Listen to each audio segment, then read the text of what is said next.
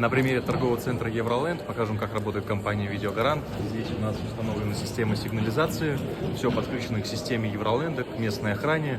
При срабатывании сразу охрана реагирует и приезжает на этот объект. И по всей территории помещения также расположены датчики движения, при срабатывании которых охрана начинает реагировать.